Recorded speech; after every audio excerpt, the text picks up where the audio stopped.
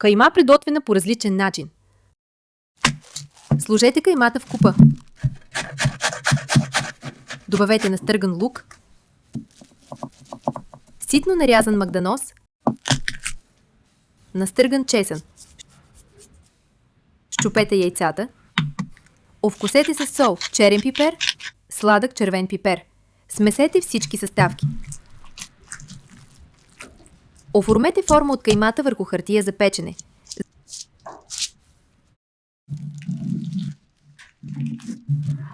Замразете за 40 минути. Сложете върху месото слой кашкавал, настърган. Нарежете спанака.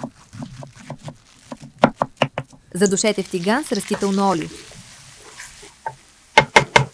Сложете спанака върху кашкавала. Нарежете гъбите на парчета. Запържете гъбите в тиган с растително олио. Овкусете с сол и черен пипер.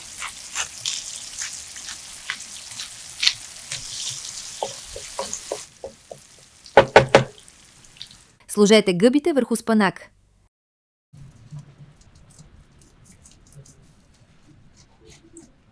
Добавете настъргани сварени яйца.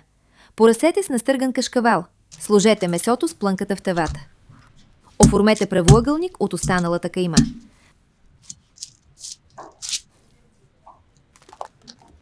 Замразете 40 минути. Покрийте плънката. Изсипете кетчуп в купа. Добавете соев сос, горчица, мед. Смесете соса. Намажете месото с соса. Печете 25 минути. Нарежете зелето на тънки ивички.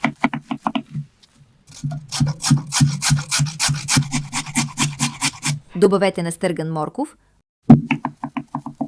лук нарязан на тънко, нарязан зелен лук в купата с майонеза. Добавете горчица, ябълков оцет, лимонов сок, захар, черен пипер и сол. Смесете соса. Смесете салатата с соса.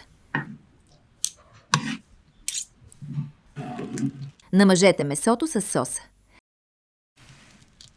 Печете още 25 минути. Това е перфектната рецепта за обилна семейна вечеря или за празнични трапези.